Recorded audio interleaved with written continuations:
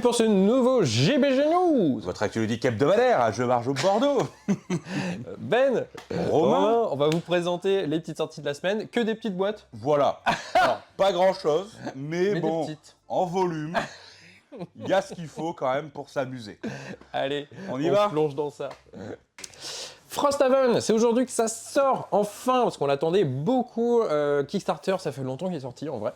Et du coup, il est enfin en boutique. Donc la seconde boîte après le Gloomhaven, le grand et célèbre, gros surtout. Et du coup, celui-là, il est encore plus gros, parce que sinon, c'est pas fun.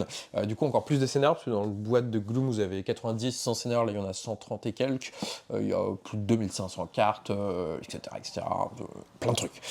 Du coup, pour ceux qui ne connaissent pas ou qui ont entendu parler vaguement, c'est du jeu coopératif, du dungeon crawler. Vous allez avoir une aventure épique à traverser, à faire. Et du coup, c'est sous forme de campagne. Vous allez faire plein de parties. En fonction de vos choix, ça va dicter la suite. Parce qu'il y a des. Si vous tuez un dragon, par exemple, ça pourra plus être votre pote, quoi. Du coup, forcément, ça va fermer des portes, ouvrir des portes en fonction de vos agissements. Vous allez gagner l'expérience, trouver des objets, etc.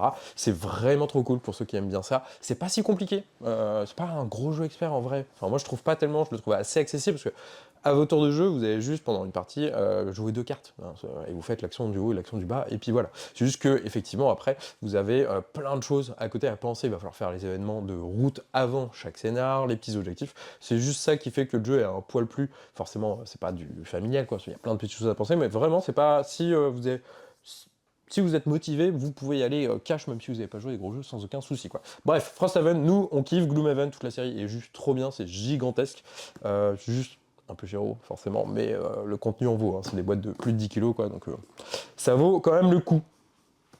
Du coup, cette semaine, autre petite boîte que vous avez, c'est le Speedback Kids ici. Donc il y avait déjà le Speedback classique, le Speedback plus adulte en gros sur les thèmes.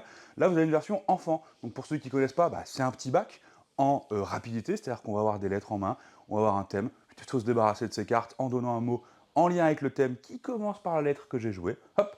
Dès qu'il y a 3 cartes qui ont été jouées, hop, on change. Le premier qui a vidé sa main a gagné la partie. Donc c'est vraiment jeu de rapidité, jeu assez fun, tout le monde connaît.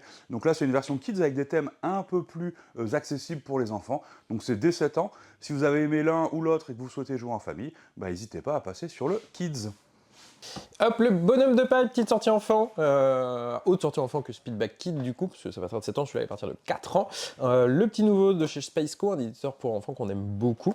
Ça va être là un petit jeu coop de 2 à 4, assez simple, parce qu'on va devoir reconstituer un bonhomme de paille. À savoir qu'on va jouer avec le matériel, avec la boîte, comme Cache-Cache Loustic ou d'autres, genre les mêmes éditeurs Super Mario par exemple. C'est assez cool, nous on aime beaucoup, donc vous allez avoir une petite barre au centre de la boîte, et il va falloir reconstituer le bonhomme de paille dans un certain ordre. Enfin, de bas en haut, quoi. Et pour ça, vous allez avoir des petits morceaux de bois de différentes couleurs, différentes formes, et il va falloir essayer de les prendre. Mais pour ça, il va falloir déjà les prendre dans la boîte, et ensuite les mettre dans votre sac, et ensuite mettre la main dans votre sac pour retrouver au toucher. Il va y avoir des petits pièges, bien entendu, parce que vous avez des petits corbeaux dans votre sac, et les corbeaux, quand vous les pêchez, ça va amener la fin de la partie au fur et à mesure, parce que vous allez les mettre sur les bords des boîtes. Du coup, ça fait un peu en mode les corbeaux. Ils vous regardent, et il va falloir refaire le bonhomme de paille entier avant qu'il y ait trop de corbeaux qui soient autour de nous, tout simplement. Voilà, nous on l'a beaucoup aimé à Vichy quand on l'a testé, donc n'hésitez pas si vous avez des enfants entre 4 et 6 ans, disons, ça sera genre nickel chrome quoi. Et ben voilà, rapide, efficace. On a fait ça en synchro quoi. Mais et ben voilà. Bref, exactement, donc des petites boîtes comme des grosses. Et une grosse boîte, voilà. Peut-être la plus lourde du monde en vrai. Grosse boîte de Capla. Je pense pas. Pour l'instant, je pense peut-être, je sais pas. Je connais pas tous les jeux dans le monde entier, mais celui-là est pas mal quand même. On prend le pari. Venez le sous-peser au moins à la boutique si vous ennuyez. Si vous voulez acheter l'un de ceux-là, on vous attend. Hein. Et puis, bonne semaine à vous.